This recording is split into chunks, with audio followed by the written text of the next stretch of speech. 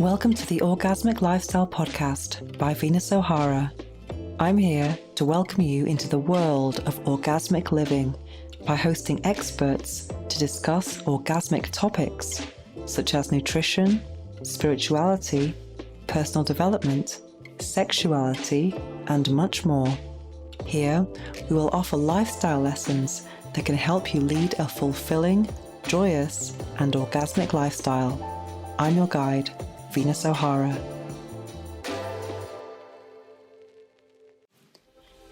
Welcome to episode 81 of the Orgasmic Lifestyle Podcast with Venus O'Hara. In this Strawberry Moon episode, we discuss love, relationships, and heartbreak. We speak with Todd Baratz, author of How to Love Someone Without Losing Your Mind. I also review Season 3 of the Netflix series Bridgerton. And the episode ends with a guided meditation with affirmations for overcoming heartbreak. But first, let me share with you my opinion and experience with loving and losing my mind. How to Love Someone Without Losing Your Mind. That is the title of today's guest's latest book. I reviewed this book in a previous episode, and I absolutely loved it. My biggest takeaways were about how we can embrace imperfection in relationships. And something else that was interesting for me was how we consider compatibility. For example, a lot of people think about attachment styles or love languages or even horoscopes, but reading this book, How to Love Someone Without Losing Your Mind, and also speaking to today's guest, I really think it boils down to wanting to be with someone and having that mutual desire and being prepared to work things out. I think everything else is not that important, because obviously there's going to be something that's bringing you together in the first place. So actually just wanting to be in this space of intimacy with someone and being prepared to work it out, I think those are the most important things. And I also saw something on Jonathan Asley's Instagram, who is a previous guest. He is the #1 midlife dating coach in the US. He says, "The best definition of love I heard. Love is giving someone the power to destroy you and trusting they won't use it." Oh my God, that sounds incredibly vulnerable. I remember I used to think about relationships as adding to my trauma in life. I think many people have trauma from childhood, that things that have happened to us that we felt that we weren't really in control of, and we just have to deal with them as just part of our baggage. But then as an adult, I also felt that some of the choices I was making or some of the situations I found myself in were adding to my trauma. And I always blamed, for example, my relationships, this vulnerability that comes with loving someone. And I always felt that, being in a relationship or even loving someone was making me less strong almost. And I wasn't quite comfortable with that vulnerability. However, with time and experience and hindsight, I've realized that now I've taken responsibility for my part in all this trauma that has become part of my adult trauma. And I've seen myself as the culprit. And that sounds a bit grim, but it's actually also about taking responsibility. And it's a bit of a strange place to be in, to be okay with feeling vulnerable. And that's taken me a very, very, very long time to get to this space. I remember a few years ago, I went to this spiritual group called the Zen of Hollywood, and we used to analyze Hollywood movies for the Zen message. And I remember the facilitator of this group said that deep healing happens in relationships. And I was like, really? It just seemed like foreign language to me. I just couldn't believe that we could actually face our biggest fears, our biggest vulnerabilities in relationships, and actually get to a place of healing. I just thought it was actually the opposite. I thought it was kind of making me building upon my trauma. But now I see things in a very, very, very different way. And I think healing is also, in a relationship, is like unscheduled therapy. I saw another clip on Instagram with a guy, I can't even remember where it was, but it came up in my Explore, on the Explore page. And it was a guy talking about different healing modalities, such as breath work, different therapies, and even plant medicine. But he said the best thing for healing is a relationship, because you're just facing so many of your demons. And it's not something that you can, schedule like Thursday, 3 o'clock, we're doing, therapy today. These are things that can pop up at any time. These triggers can happen at any time. But there is a great reward or incentive to actually sort things out, because the reward of intimacy and peace and support and love is just so great that there is an interest there to actually work it out with someone who is hopefully supporting you. So yes, it's very, very compelling for me to think about relationships as a healing modality, and that's something that I am thinking a lot about lately. So I'm actually really enjoying discovering more about the topic of love and relationships with the guests we are having here. And today's guest, Todd Baratz, has a very interesting take on relationships. His book is fantastic. It's a mix of storytelling and some psychology, some case studies, and some opinion as well. So I really recommend How to Love Someone Without Losing Your Mind for anyone in any stage of relationship, if it's, for example, dating or even heartbreak, which is also the topic of today's affirmations meditation. Because he did say in the book that it was like heartbreak is like having open heart surgery, and that really struck a chord with me. Anyway, let's hear more from today's guest. Are you looking to strengthen your pelvic floor in a fun and engaging way? Introducing PeriFit, the pelvic floor trainer that combines biofeedback with interactive video games. With PeriFit, you can track your progress and improve your pelvic health while playing games with your vagina on your smartphone. It's easy, effective, and more importantly, it's fun. For a limited time, you can get 25% off with the code Venus15 at checkout. Visit perifit.co today and take control of your pelvic health with PeriFit. That's perifit.co and use the code Venus15 for 25% off. The link is also in the show notes below. Strengthen, play, and thrive with PeriFit. Disclaimer: consult your healthcare provider before starting any new fitness program. Now it's time for this episode's interview. We'll be speaking with Todd Baratz, author of How to Love Someone Without Losing Your Mind. Todd Baratz, welcome to the Orgasmic Lifestyle Podcast. It's a real pleasure to have you here. For those who are unfamiliar with your work, could you tell us what you do? Yeah, hi, and I'm glad to be here and to meet you. I am a therapist. I'm a couples therapist. I'm a sex therapist. I see individuals and I see couples for ongoing therapy for a variety of issues. Also a creator on Instagram at Your Diagnonsense. I have a podcast called Our Diagnonsense. I just wrote a book called How to Love Someone Without Losing Your Mind.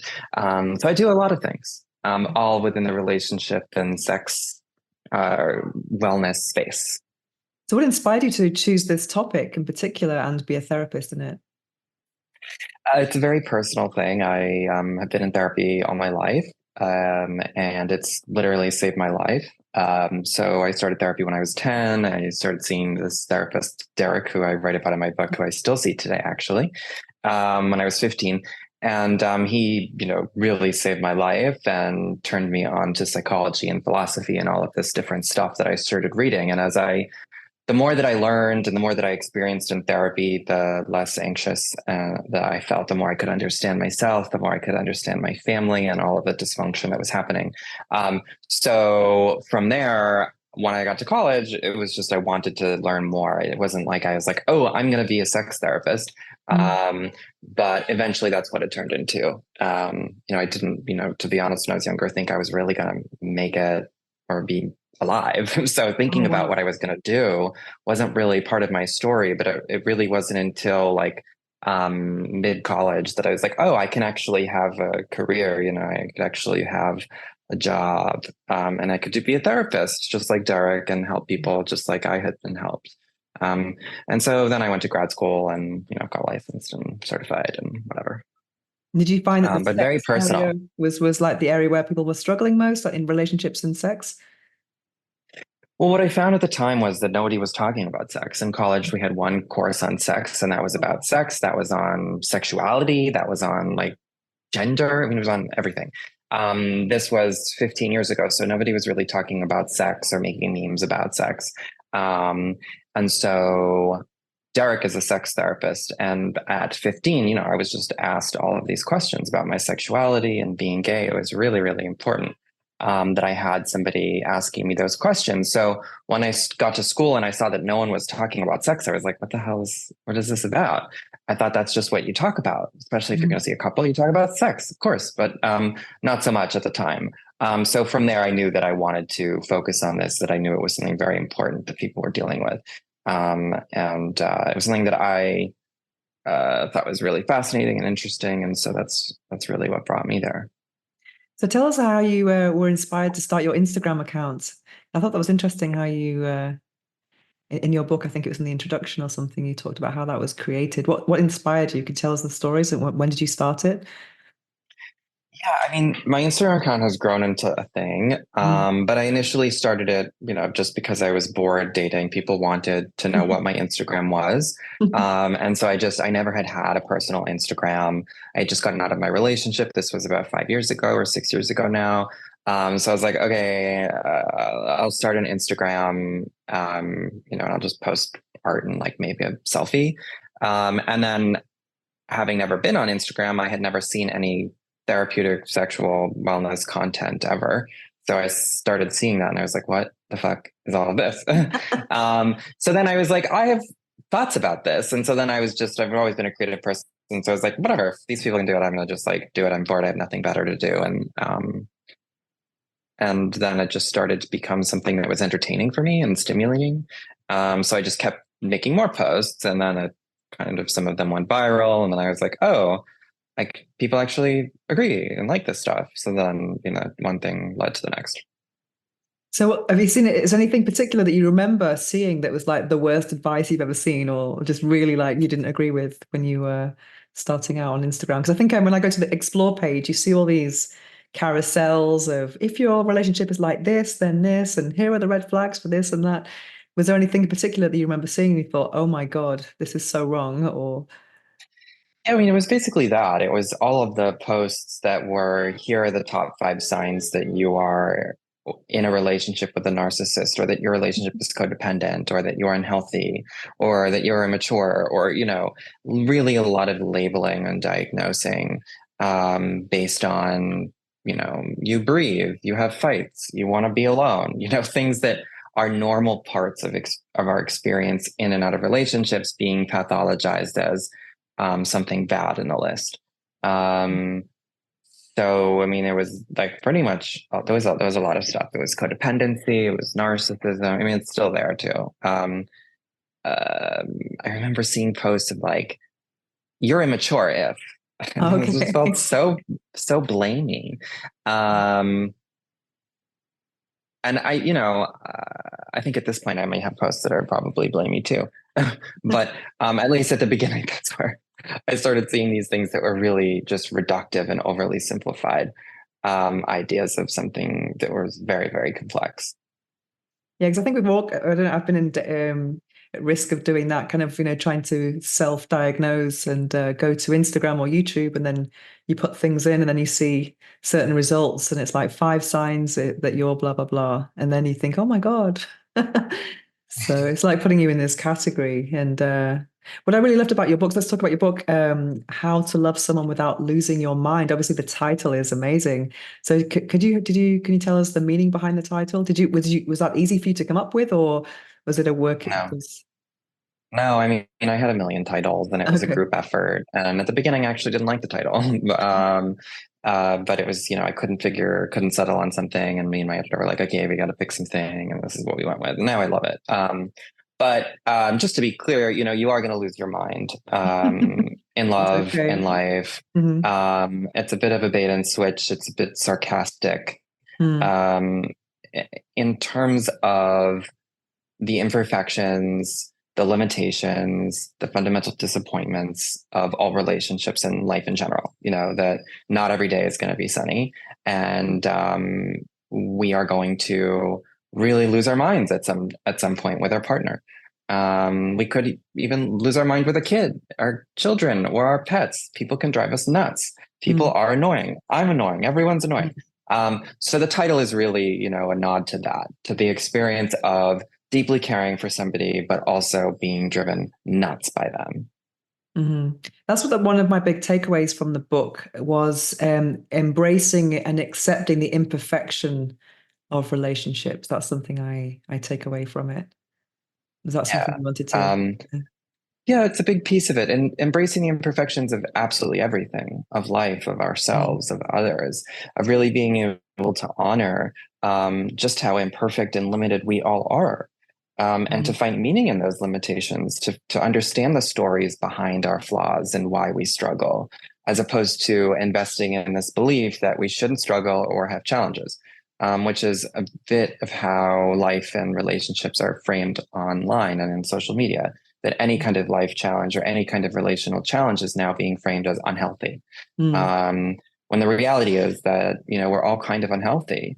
We all do things that we otherwise, would wish we didn't. And especially when it comes to love, we can be driven to the brink of insanity and do and say crazy shit.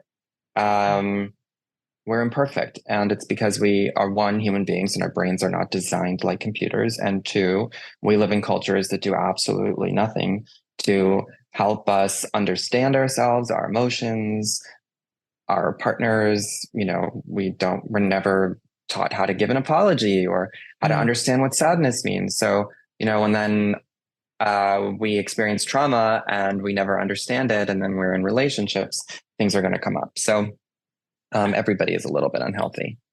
Yeah, that's one of the chapters, I think, isn't it? Yeah, it Within. is. Yeah. So it was a really personal book. I loved how personal and vulnerable you got, because I just think that really helps you to connect with the author, especially when it's in the first person. Did it feel like therapy to you actually writing all of it? It was therapeutic. Mm. I was writing it actually not reflecting. I was writing it go while I was going through it. It Mm. being, I write about being in my relationship, ending it, and then remaining in contact with my ex in a very unboundaried relationship, and then having that relationship end. And that's where my writing really was. I was in a bit of a depressive episode, writing about what was the content of my depression. So it was really therapeutic. It was really hard, but it was writing my story out and really developing a deeper understanding with it that was the therapeutic aspect of it. It was really reparative for me to be able to do that. And I uncovered a lot about myself that I don't know if I would have if I Mm. wasn't, analyzing to death what had happened. Um, Mm. but yeah, it was quite an interesting experience. It was also just a little bit weird to be like writing for 4 hours about like my trauma and then like meeting a friend for dinner and being like, hey, how are you? How's your day? um, so it was a little bizarre in that sense, but in terms of working through and really writing out my story, it was really helpful. And that's what I really encourage throughout the book, to the readers and to your listeners, is that we really have to develop a deeper connection with our story.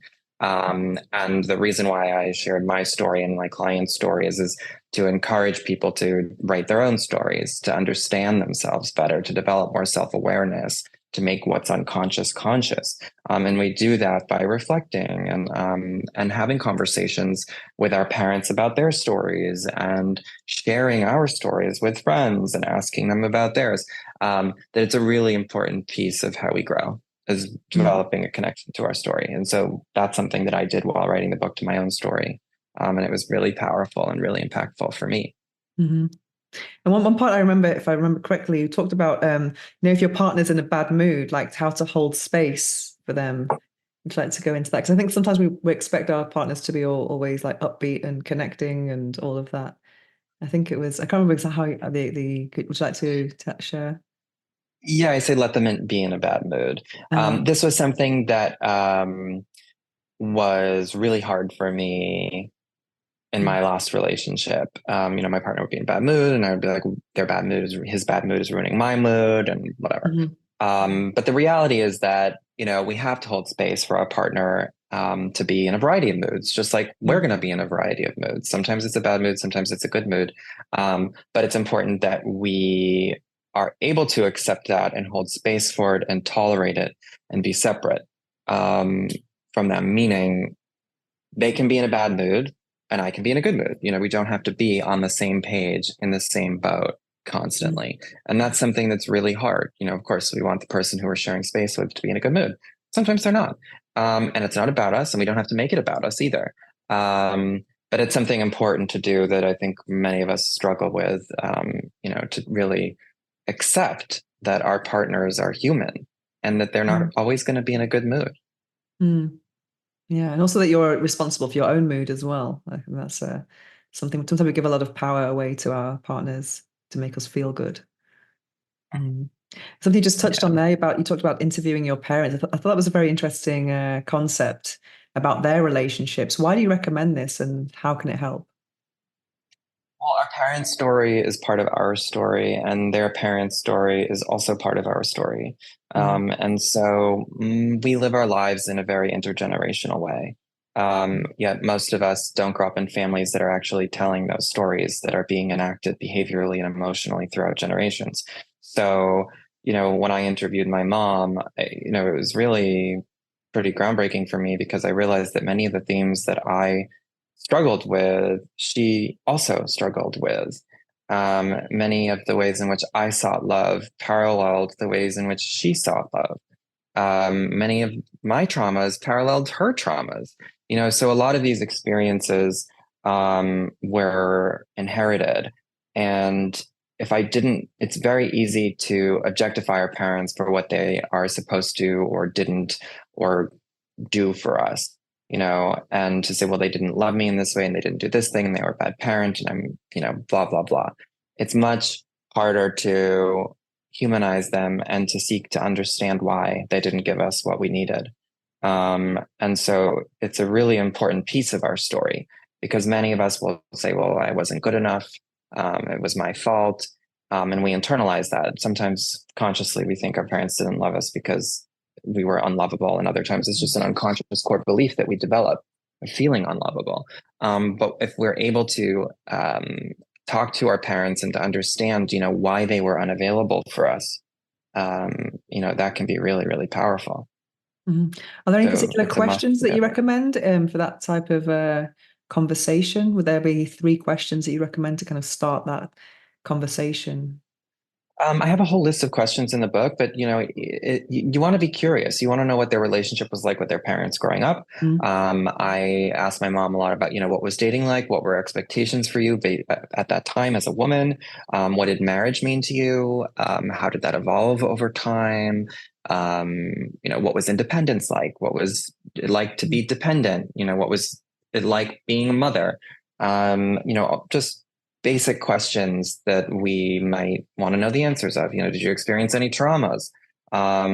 Did your parents, most of us are connected to some kind of war or some kind of atrocity in one way or another, whether it's our grandparents or great grandparents. So, we can also talk about that. So there's a lot there. The questions are really endless. Mm-hmm. Yeah, I guess sometimes it can be quite difficult to approach those topics depending on what your relationship is like with your parents. Yeah, it can be quite hard for some people. Mm-hmm. Yeah, and that's the challenge, is that many people do not have that type of relationship with their parents where they're asking deeper questions. And that's also part of the exercise, is that the relationship that's not there is one that's decided by the parent. And so when you go back and you say, no, we don't talk about this, but I want to talk about this, you enter the relationship as an adult. And your parent might say, I don't want to talk about this. And you can say, this is really important to me. You can treat it like an interview. It doesn't have to be this hugely connective, emotional moment. But it's something that I think is an important experience to have as an adult with a parent, to push and challenge against that dynamic of we don't talk or we don't share or we don't go deep. Definitely. It can create deeper bonds as well with your parents as well. It can really improve the relationship. Something I really loved about your book, which resonates with me profoundly, is about sex as a love language. Because I think, sometimes there's too much, people think that's it's bad to have, sex as a foundation. But I found I took it was like a paragraph that you described. Sometimes when you have really good sex with someone, you want to repeat, and then you repeat and repeat and repeat. Then suddenly these emotional bonds are formed, and then you find yourself in this relationship. I mean, that's how my story has been in my life. And I loved what you talked about, sex as a love language, and sex is a kind of a non-verbal way of expressing love as well. Would you like to tell us more about that? Mm. Yeah, I mean, sometimes people often relegate sex to this like category of passion and lust. And that's Mm. not to say that it's not, but sex is Mm. about a lot more than passion, lust, and an orgasm, Mm. especially, when you're connecting with somebody or if it's in a long-term relationship, sex can really be a communication of love. And it can even be with a casual partner. You can Mm. definitely feel loved and cared for by somebody during sex. And sex it's a highly relational act, even if it's with a stranger. It is a dynamic. And so it becomes about much, much more. And it can be a way to give love. It can be a way to receive love. It's a very vulnerable thing to do.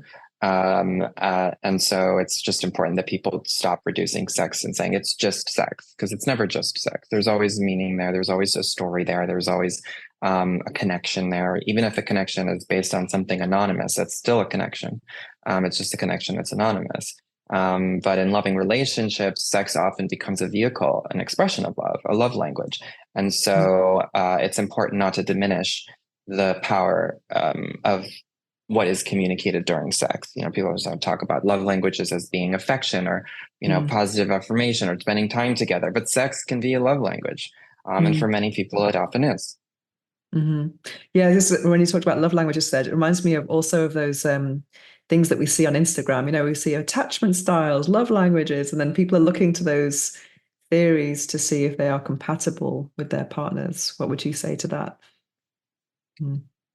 Compatible in terms of their love, in terms of, well, okay, Just, yeah. Mhm. who knows? I mean, Mhm. that's the question, right? Mm. Who's compatible with whom? We don't know. Yeah, I mean, we could say there's a Virgo and a Pisces, yeah, and yeah. everybody will give you a different answer. An anxious and Mm. avoidant, that's the most trendy thing to talk about right now. Mm. And compatibility isn't about a specific style or a favorite color of ice cream. Mm. If we want to talk about compatibility, we want to talk about, well, what do you want? And so Mm. compatibility sexually, compatibility for a long-term relationship, like, what is it that you want? And then if it's about compatibility for a long-term partner, the question is more so about, are you able to do the work together to Mm. work through difference?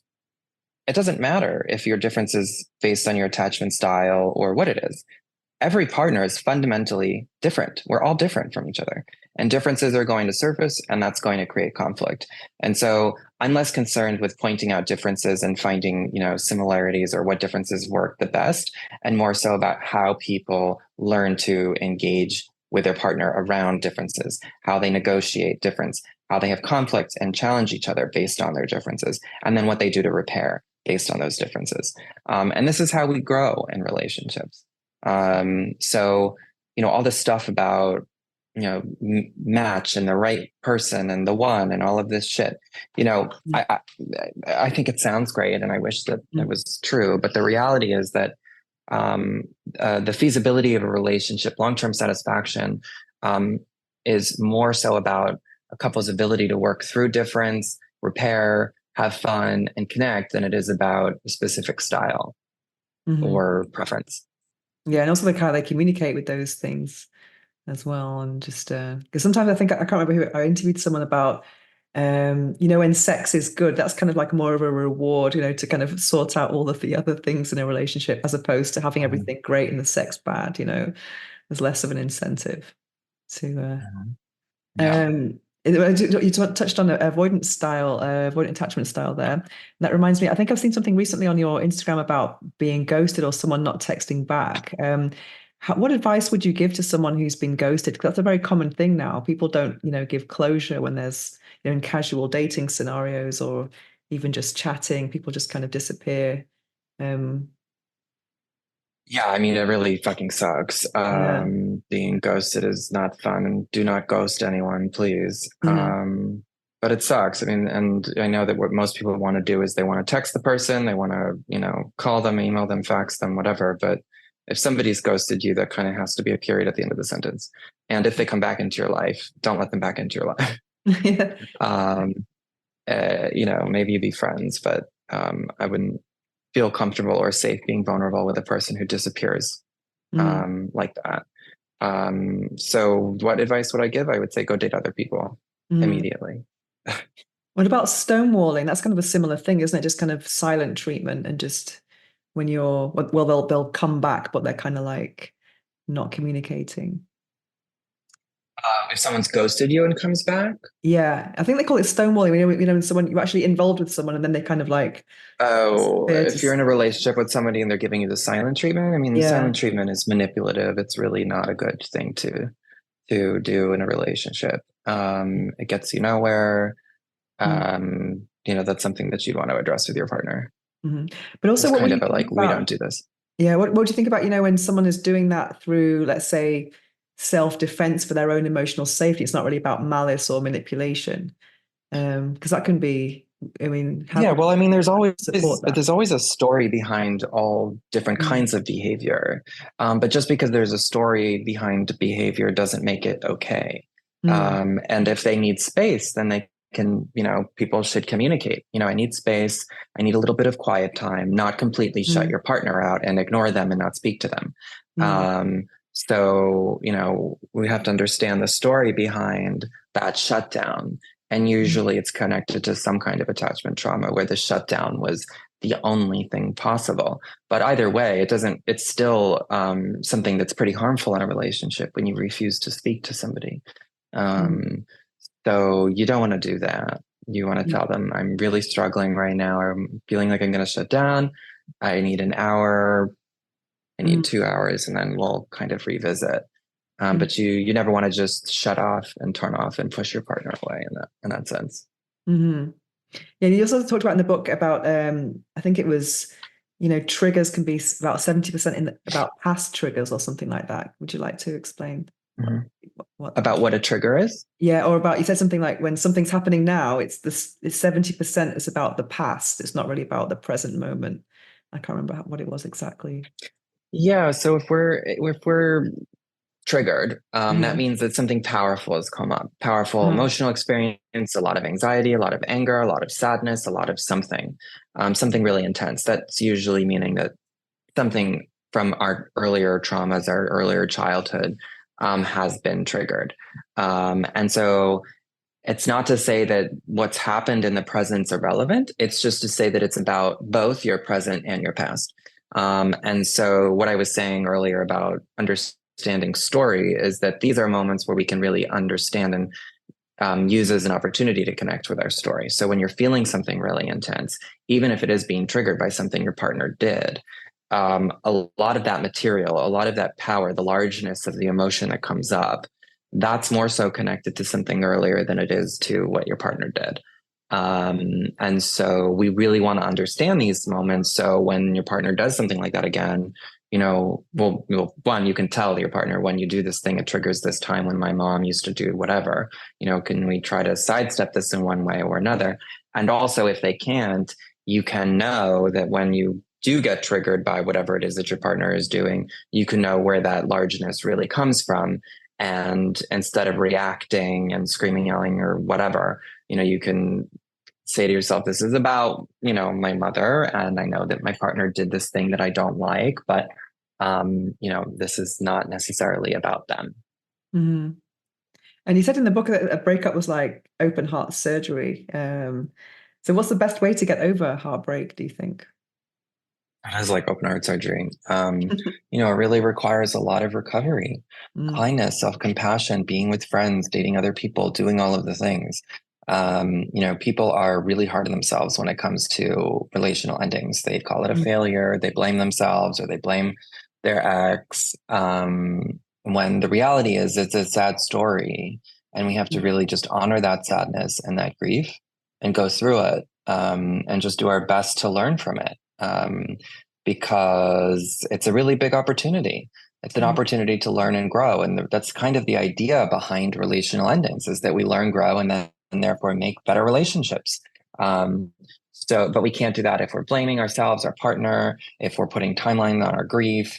We have to let ourselves just go through and experience whatever it is that's coming up. But it's so painful. It's so painful. Also, I think for friends I've seen around me going through it, it's kind of like a not a linear thing. It's kind of there's ups and downs. So some days it can feel really hard. I think people find Sundays quite difficult sometimes when everyone's in family mode, or that's the time when people feel most lonely. Do you have any advice about getting back onto the dating scene after breakups? Just do it. But also do whatever makes you feel most comfortable. But I know many people are like, I should wait, I should do stuff, blah, blah, blah. If you want to wait, wait. But if you don't, don't. There's no real factual basis for a certain amount of time to wait after a breakup before you start dating and having sex again. I tell people to do it right away. But that does not mean pretend like you didn't just go through a breakup and ignore all of your feelings and don't explore them or learn from them.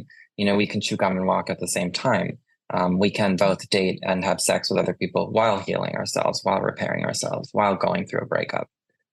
We can, if you want to. I love that and if you don't. Yeah. I mean, that makes me think that expression, get over one guy, get under another. Yeah. Why not? Yeah, that can definitely work. Unless you're going on a date and talking about the ex all the time, that could be not very sexy, maybe. So what are you working on at the moment? Yes. My dog is barking at God knows what. I'm working on my book. I'm working on promoting it, talking about it, connecting with people around it. It's kind of the main thing I'm doing. It just came out last week on June 4th. So my current focus is, doing my best to talk about it and share it with everybody. And have you been to the bookstores to see it on the shelf and everything? How did that feel? Yeah, I actually went yesterday. It was weird. I was like, oh, there's my book. But you waited 6 days or so, how many? It's 8 days? exciting. Wow. Yeah, I was anxious. I was like, oh my God, people are going to see me. I'm like, no one's going to know who you are. Like, get over yourself. So I went. It was cool. You take some pictures. Yeah. Yeah, that must be a really cool feeling. Because I think that I've published about 3 books here, and on that first day, I'm out just to see how it's, the position of it in a shop. Yeah, it's kind of cool. Yeah, it's really beautiful. I think it's like having a baby almost. Not that I've had a baby, but it's like this. It starts off as a Word document, then it becomes this kind of. I just got my 4th book back yesterday. The corrections. I find that fascinating to see someone else has put their books. That's so cool. Yeah, the next one's going to be called Orgasmic Manifestation. So it's nice. Yeah, so it's kind of cool to see all those a team behind your idea, and then you see like the layout and then the cover, the graphic design. It's like quite a collaborative project in the end. It is. Yeah, I loved it. What was the most difficult part for you in the creative process? The cover. Oh, really? Yeah, we just went back and forth a lot about it, and it was hard for me to land on a design that I liked, but we landed on one. We did it. But the writing process I loved. I loved my editor, and we really got along great. And I loved her ideas and her contributions. And the writing process, while it was hard, it was something I really loved doing. So hopefully, I too will write other books. That would be great. I'm sure you will. So I can see lots of books behind you. I have a whole shelf of my podcast guests' books here. Cool. So I'm really a big reader. So what is the book that changed your life? The book that changed my life. I mean, the book that had a really huge impact on me was Esther Perel's book, her first book, Mating in Captivity. I read that after my ex had cheated on me, and it was really helpful. I was in a really bad place because of it and very, very anxious, and it helped me shift my understanding of relationships in terms of how I was approaching infidelity and desire and all of those things. So that had a really big impact on me. You reading anything at the moment? Right now, what am I reading? I'm reading Danae Logan's book, Sovereign Love. It just came out close to mine. Is that another relationship book? Yeah. Is that your favorite genre for work and just interest? Yeah, I tend to read a lot of nonfiction. I haven't read a novel in a very long time. Yeah. But I do. I read a lot of nonfiction, a lot of books on sex and relationships. It's what's stimulating. I also like just need to continuously be learning and growing if Mm, I want to be good at what I do. So definitely. yeah. So what is a quote or phrase that you live by? A quote or a phrase that I live by. I don't know. It's gonna be okay. I'm gonna be okay. I'm safe. Hmm. Something like that. Hmm. That's good. Amazing. So I you've seen lots of transformations in it because like the stories, the case studies in your book are quite interesting because they it seems like there's some deep issues happening, and then it's kind of nice to see that people can overcome um, some big what seemingly big traumas in a relationship. Hmm. Yeah, I mean, change happens. It's really special to have these relationships with my clients and to see them work through their traumas and their hurts and their pains and to be there with them. It's almost like having, an additional hour of therapy per client, because I can relate to each and every one's story. Um, that these themes are often universal, which is why I wrote the book in terms of how I share my story and my client's story. Yeah, I think it's really interesting They're how you so talked about common. how you connected with that or you learned yourself from their stories and you tried to, Yeah. yeah. And also to share your story with them because that's not really usual for a therapist usually. Mm. Yeah, I mean, I don't sit in session and talk about my father, but I Yeah. will disclose and kind of be like, same, when talking about some certain things, or like, my partner does the same thing and it drives me crazy too, or like whatever. But yeah, I think it's a piece of how I work Mm-hmm. So you got any as a therapist. advice for couples who are thinking about going into therapy? Go. Just do it. Um, do it. Yeah, it doesn't like, go at 6 months, go at 5 years, go. I mean, go if you think if you want to break up, go if you want to stay together, go if you're having sex, go if you're, there's no reason not to go. Mm-hmm. I really do think that I don't think that couples are really equipped to work through issues on their own.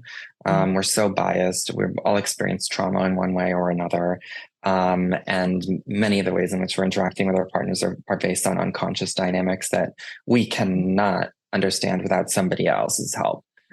So if you're in a relationship, even if things are just great, I mean, there's really nothing um, to lose by going to therapy. There's only more connection to be had, more peace to be gained, more understanding both yourself and your partner. I mean, it can be really powerful.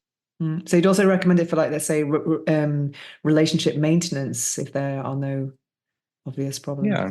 Mm. Great. But I mean, it's a personal decision. I mean, if you don't Uh, want to go, don't go. But I'm yeah. biased because I'm a therapist. I love it. We've seen that so many transformations as well. Mm. Yeah. Mm. So where can people find you? People can find me on Instagram at Your Diagnonsense or on my Mm. website, which is my name, toddsbaratz.com. Perfect. And thank you so much Yeah. for joining us today on the Orgasmic Lifestyle Podcast. I wish you all the success with your book. I really enjoyed it. And I'll be Thank leaving you. Thank this. you for having me. It's been nice to Okay. connect with you. Okay, likewise. The series I'm watching now is Bridgerton Season 3. I finished watching Bridgerton Season 3 last weekend. I didn't watch it all in one go, as I have done previously. I took my time with it. To be honest, I wasn't as into it as previous seasons. For me, it's all been downhill since the first season. The first season with, what was she called? Daphne and the Duke. I can't remember his name now. But oh my God, I just loved that season so, so much. And when it got to the point where Daphne and the Duke actually got it together, I just remember feeling that that was the type of energy, sexual energy and attraction and love and all of that that I really think is magical. It's the kind of thing that makes me want to write about sexuality and to devote my life to this topic. It's that magical thing that you can't really describe with words or with techniques. I've always said that good sex is 95% energy and 5% technique. And I was speaking to a couple of friends about this the other day about how special it is when you're with someone and there are literally sparks flying. I think the actors in season 1 of Bridgerton conveyed this so, so, so well. because they had a story where they were pretending not to like each other, or they're pretending to like each other, but they didn't really. And then over time, this love emerged, this with deep attraction as well. And in subsequent episodes, I just haven't been convinced about the energy between the characters at all. And I think in this latest episode, there was a 6-minute sex scene with Penelope and Colin. And even though they've been friends for a long time, when I heard about this pairing, it was like, really?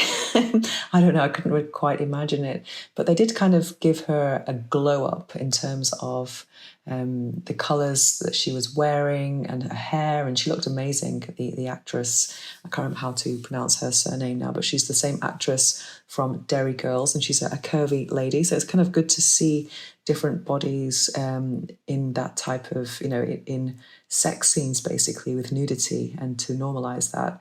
But the sex scene of 6 minutes was just the least sexy thing I've ever seen in my life, actually. There was just no tension there.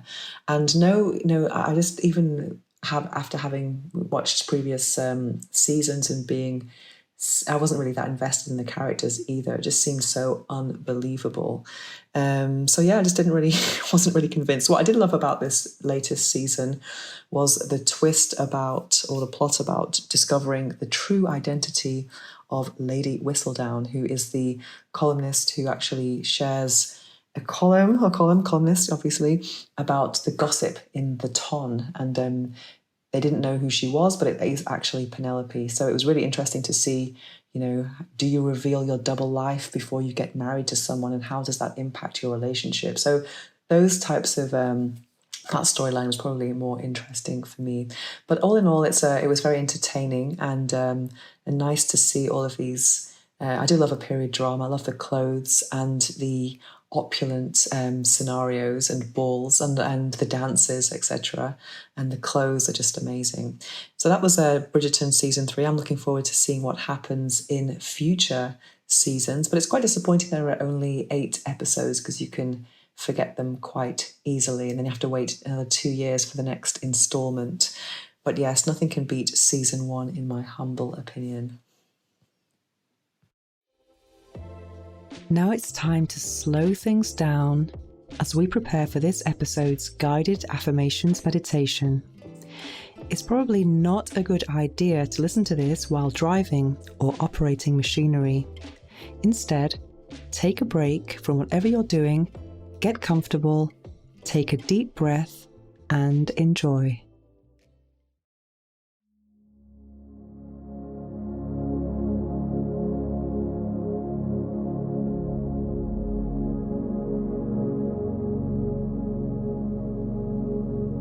I am worthy of love and happiness. This pain will pass. I am strong enough to heal and move forward. I deserve to be with someone who truly values and respects me. I am learning and growing from this experience. I release the past and embrace the present moment. I trust that the universe has a beautiful plan for me. I am worthy of love and happiness. This pain will pass. I am surrounded by love and support from friends and family. My heart is resilient and it will heal in its own time. I am grateful for the lessons this relationship has taught me. I am at peace with my past and hopeful for my future. I trust that the universe has a beautiful plan for me. I am worthy of love and happiness. This pain will pass. I choose to focus on self-love and self-care. I am open to new opportunities and experiences. I am deserving of a fulfilling and loving relationship.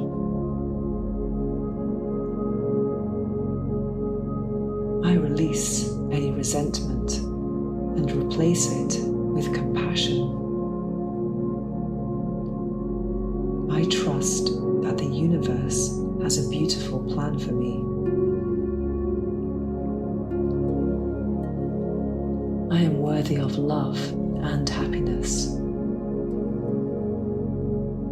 This pain will pass.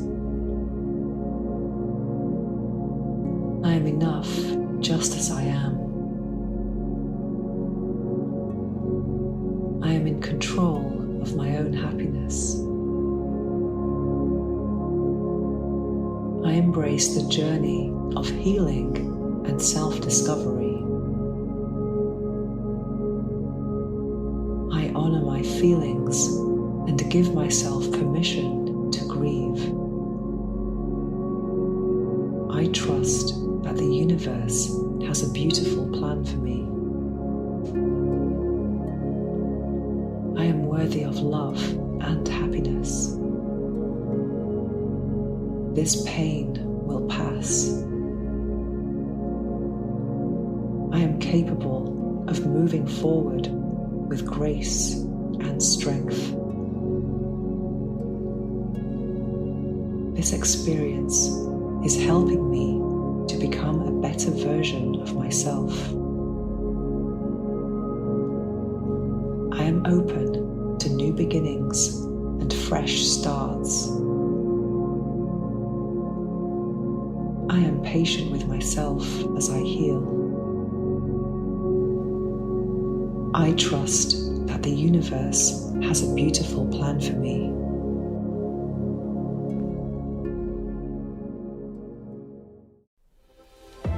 Are you looking to strengthen your pelvic floor in a fun and engaging way?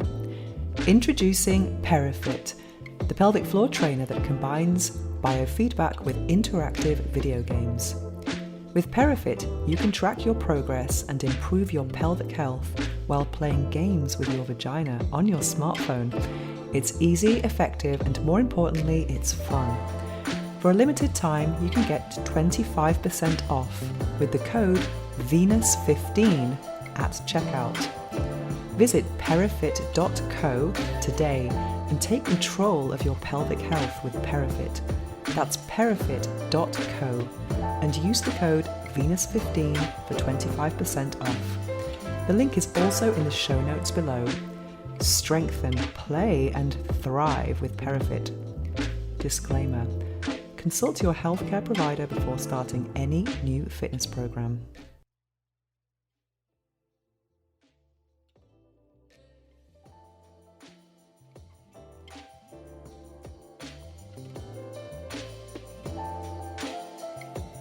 To find out more about me and my orgasmic lifestyle, visit venusohara.org or follow me on Instagram at instagram.com/venusohara.